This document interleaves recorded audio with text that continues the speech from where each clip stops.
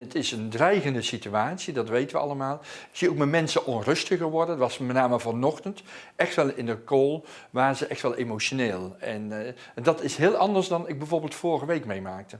Ja, want vorige week was de spanning toen? Nou ja, wij hebben dit crisisoverleg sinds 2 weken. Zij vonden het toen niet nodig. En zeiden nee, er gaat niks gebeuren. En nu zien ze toch wel dingen echt gebeuren. Dus ja, zoals zij ons vorige week probeerden gerust te stellen, moesten wij vandaag voor hun proberen gerust te stellen dat we er in ieder geval voor hun zijn. We hebben 3000 Oekraïners aan het werk, in Oekraïne en in Polen. Ja, en het wel en wee en de veiligheid van onze medewerkers gaat ons natuurlijk na aan het hart. En wat kunnen dan betekenen voor die werknemers?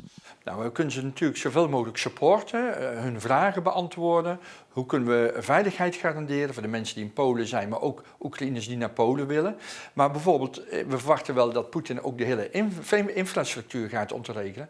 Dus we hebben op alle kantoren gezorgd voor satelliettelefoons. Kan ik het regelen dat familie bijvoorbeeld naar Polen kan komen?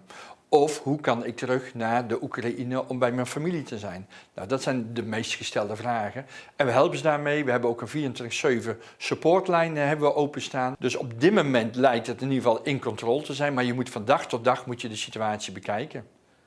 Ja, ook voor de Oekraïense student Vladimir, die in Maastricht studeert, zijn het bijzondere spannende tijden. De Russen vallen zijn land binnen en dus maakt hij zich grote zorgen over zijn familie en vrienden. Dagelijks heeft hij contact met onder meer zijn zus. Алло, да, привіт. І що? Як ти? Як в тебе справи? You're far away from home. Do you sleep at night? I didn't sleep well this night and because like of the feeling of anxiety and not panic, but I was really frustrated about that this could happen like now in 2022 in... Oh, okay, this is it. I just saw this information today in like Ukrainian television also.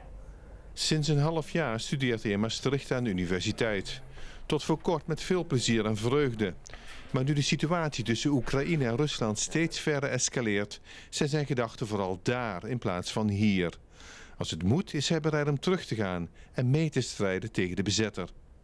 I believe so. I'm also a doctor, so if my duty would be to go to do something, I will help the military forces as a doctor or as a nurse. What is the solution for the problem? There is only one solution. Putin needs to take back the military forces from Ukrainian territory, from Crimea, because its occupied territory is our sovereign territory, and all the international deals and agreements told that any country shouldn't invade another country. So. Давай, спасибо за звоночек. Люблю тебя, папа. Я тебе, давай, папа. Папа.